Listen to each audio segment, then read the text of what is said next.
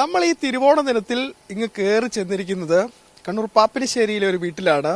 മറ്റാരുടെയുമല്ല, സഖാവ് EP ജയരാജന്റെ. അപ്പോൾ ജയരാട്ടന്റെ ഓണവിശേഷങ്ങൾ എന്തൊക്കെയാണ് എന്ന് നമുക്ക് ചോദിച്ചറിയാം. ജയരാട്ടാ, ഹാപ്പി ഓണം. ഹാപ്പി ഓണം. അപ്പൊ ജയരാട്ടൻ മാത്രമല്ല, ജയരാട്ടന്റെ പ്രിയപത്നി ഇന്ദ്രേച്ചി കൂടിയുണ്ട്. ജയരാട്ടാ, നമുക്ക് ജയരാട്ടൻ ഇല്ലാണ്ട് ഒരു ഓണം നമ്മളിങ്ങനെ ആഘോഷിക്കാറില്ല.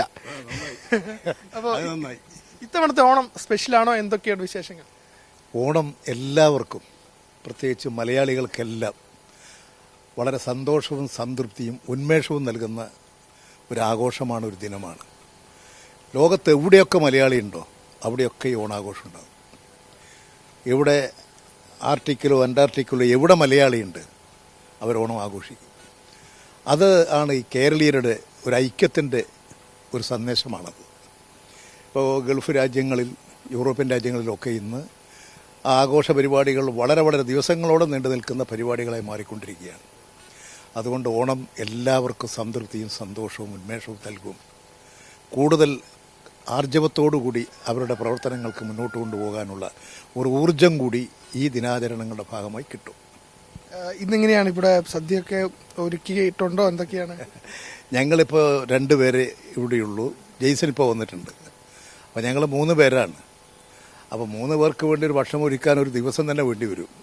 അതുകൊണ്ട് ഞങ്ങളെല്ലാവരും കുറച്ചുകൂടി സൗകര്യപ്രദമായ നിലയിൽ ഒരു ബന്ധു വീട്ടിൽ പോയി അവിടെ നിന്നാണ് ഇന്ന് ഓണം ആഘോഷിക്കുക, ഓണഭക്ഷണം കഴിക്കുക. ഇവിടെ നിന്നല്ല, നിങ്ങൾക്ക് വേണമെങ്കിൽ റെഡിയുണ്ട്, ബ്രേക്ക്ഫാസ്റ്റ് ഇവിടെ ഉണ്ട്.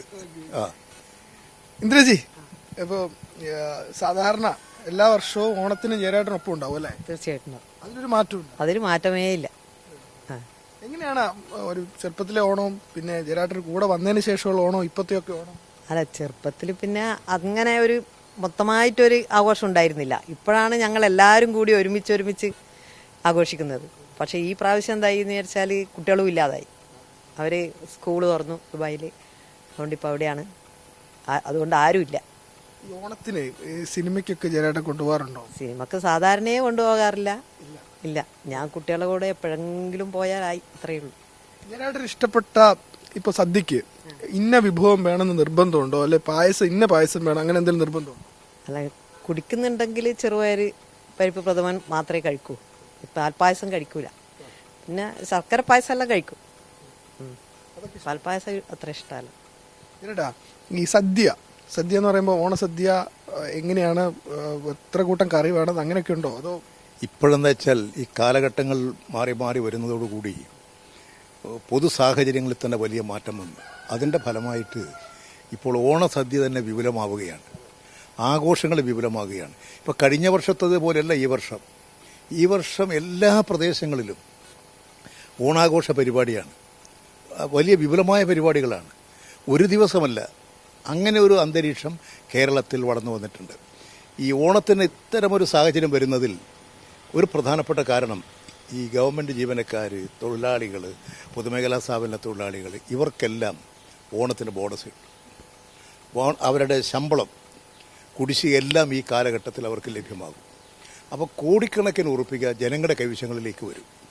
കൃഷിക്കാർക്കാണെങ്കിൽ അവരുടെ വരുമാനങ്ങളെല്ലാം അവർ സ്വരൂപിച്ച് ഈ ഓണത്തിന് വേണ്ടി മാറ്റിവെക്കും. അങ്ങനെ വരുമ്പോൾ എല്ലാവരുടെയും കൈവശം പണമുണ്ടാകും.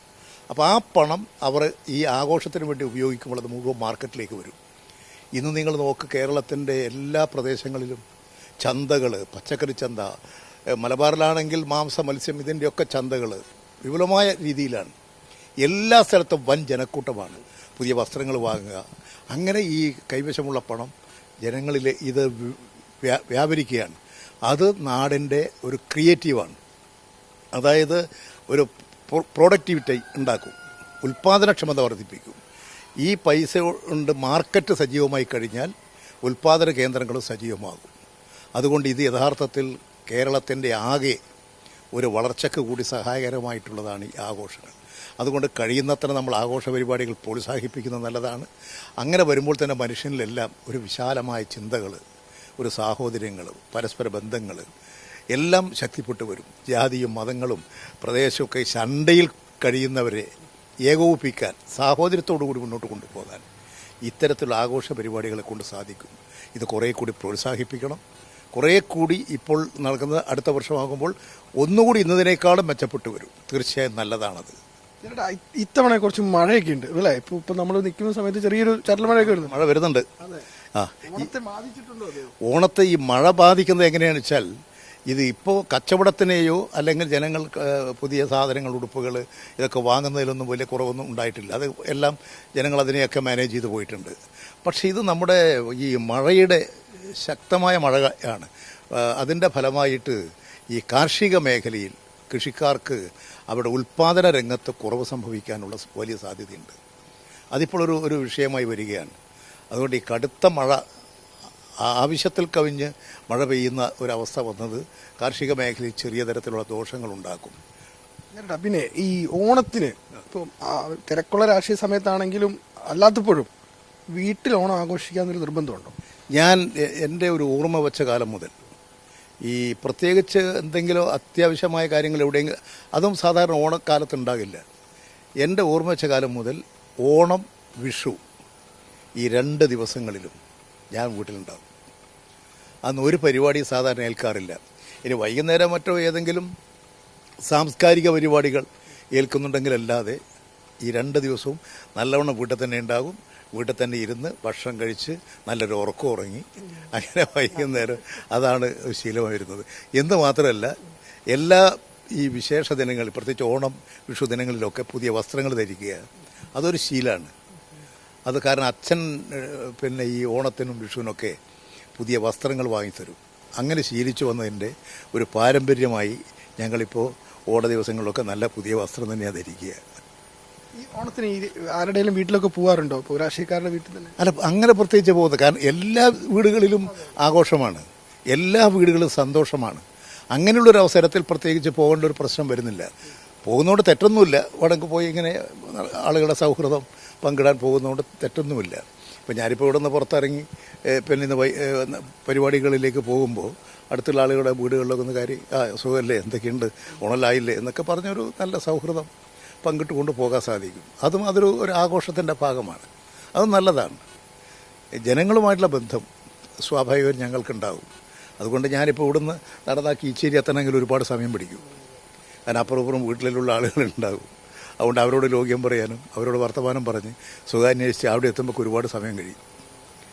ഈ നമ്മുടെ സദ്യ ഒരുക്കുമ്പോൾ നമുക്ക് ഇവിടെയൊക്കെ ചിലപ്പോൾ നോൺ വെജ് ഒക്കെ ഉണ്ടാവും. അപ്പം അങ്ങനെയൊക്കെയാണോ അതോ വെജ് തന്നെയായിരിക്കും? നോൺ വെജ് വേണം.